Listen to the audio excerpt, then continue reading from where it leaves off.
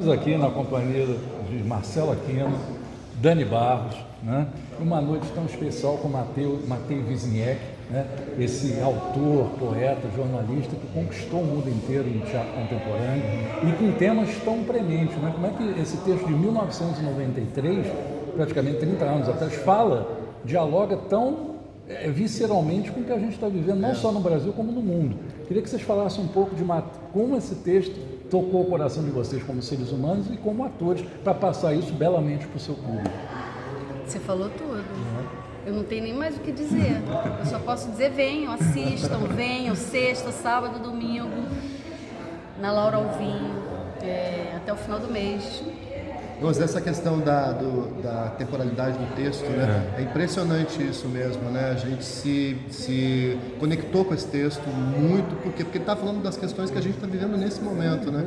Por exemplo, eu abro a peça falando sobre uma máquina que enterra corpos, né? Há poucos dias atrás a gente estava precisando fazer isso aqui no Rio de Janeiro, né? Então, assim, esse autor, ele é um cara que, mesmo tendo escrito há 30 anos atrás, está pensando o seu tempo, né? E está refletindo sobre as questões do seu tempo, sobretudo violência, incomunicabilidade, a guerra. Fim tá de tudo mundo, aí. né? Esse fim de mundo que a gente está vivendo, enfim.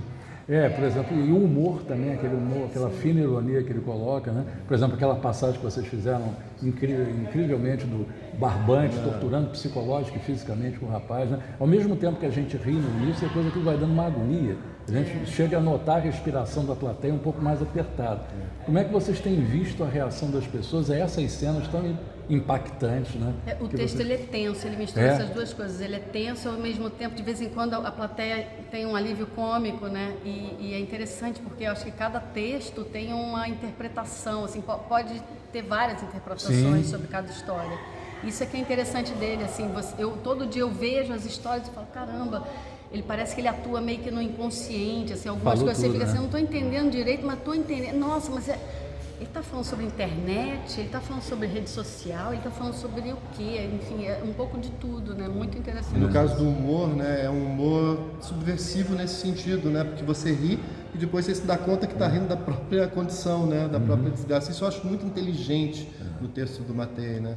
E a gente tem aqui a nossa, né, rainha do humor aqui, Dani Barros, né? Dando um show no espetáculo. Você é palhaço também. A gente está na parceria bem. Não, aliás, a sinergia de vocês no palco é incrível, né? Como é que vocês conseguem ter uma comunicação tão rápida com o público assim?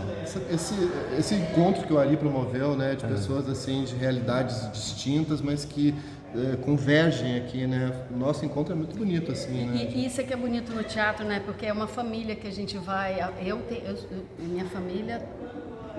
minha família também, minha tia, todo mundo, mas tem uma família no teatro que volta e meia se encontra, né? A Guida Viana, ela me deu aula quando eu tinha 14 anos, ela me ajudou a iniciar, né, a carreira, assim. Eu tinha feito um curso antes, mas a Guida foi a minha mestra no teatro, que falava: a peça tem que passar na cara. E aí o Mário Borges também, eu trabalhei com ele, sei lá, quando eu tinha 18 anos, aí o Marcelo, a gente deu aula no Wolf Maia, aí a gente se encontra, enfim, o Júnior, que mais? É isso. Mário, Guida, Júnior, Dani, eu estamos todos aqui no Teatro Laura Alvim. Ainda tem mais 2 semanas, né? Essa semana e mais 2 semanas ainda. Você não pode perder o Homem Decomposto. Isso aí. Venham, porque é maravilhoso e faz com que você, cada vez, ter uma leitura diferente, né? E a gente crescer como ser humano, né? Sim. É uma coisa que eu estava lendo sobre ele disse assim, engraçado, eu estava tendo um papo desse, pouco antes do Gerald Thomas estrear aquela peça Choque. Eu tinha mandado um negócio para ele, desde que eu entrevistei na pandemia, e eu falei assim: poxa, como seria interessante se a sociedade um dia descobrisse que Deus literalmente está morto. O Nietzsche não falou e que cabe ao homem criar a sua própria noção de felicidade. Isso, de certa forma, ele diz isso, Matei, né? Cabe ao homem criar as próprias... E isso parece tão óbvio, mas ao mesmo tempo tão distante, né? Tão distante. Mas você acha que Deus está morto? No sentido que as religiões colocam, né? Eles colocam uma ideia de Deus que está muito distante da gente. O Deus está na gente. Está dentro da gente. Fazem uma ideia de Deus como se fosse um Papai Noel. Só que assim, Deus é a natureza, Deus é a criação, Deus é o Big Bang, Deus é a morte, o renascimento. O problema é que a gente se sente o centro da criação, a gente personifica Deus num homem, né? Eu acho que e a nossa, quanto mais a gente conseguir matar o nosso ego e deixar que a nossa percepção do outro seja mais forte do que a nossa idolatria por nós mesmos, aí a gente consegue transformar o mundo, pelo menos, numa sociedade mais justa. Exatamente. Do contrário, isso o Matei bate muito nessa tecla, eu acho muito bonito da parte dele. É próprio do teatro dele, né? Esse teatro do absurdo, porque ele é um expoente aí do teatro do absurdo, né? De jogar para o espectador, pensa aí, reflete aí, tira suas conclusões, né? Não apontar nada, o texto não é maniqueísta em nenhum momento, mas você acaba tendo esse tipo de reflexão mesmo, né? Sobre a existência, sobre quem você é, o que você faz, né? Isso que é o bonito no texto do Matei.